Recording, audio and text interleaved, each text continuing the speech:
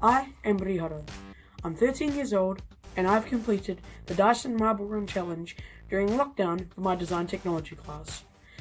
I used cardboard boxes, tinfoil tubes, plastic bottles, styrofoam cups, blue tack and tape to construct my marble run.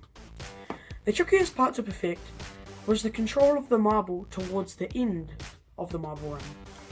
I needed to slow it down and set up the perfect angle for the perfect hole-in-one.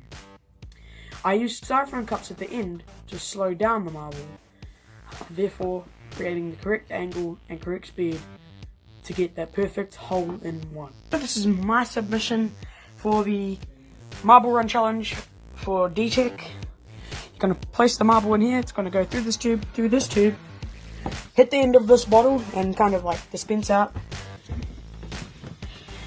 It'll either dodge or hit this cup. Then it's got 3 tunnels to come through, 2 more tunnels to come through, then it's going to zigzag through these straws. It's red because we're testing with the Jaffa. It's going to drop down a little gap there and come through the Mountain Dew bottle, out the bottom into this tube. The tube has a curve, and then through that cup. It's going to have another small jump here, where it's going to have to dodge 2 cups afterwards. Roll, bigger jump. It's going to come down here, sharp turn, and straight in for a hole-in-one. And that is down the staircase.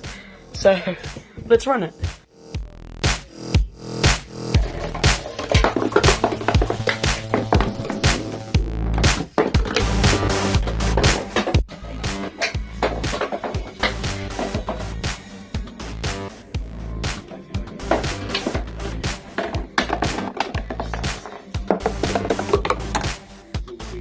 And hole in one.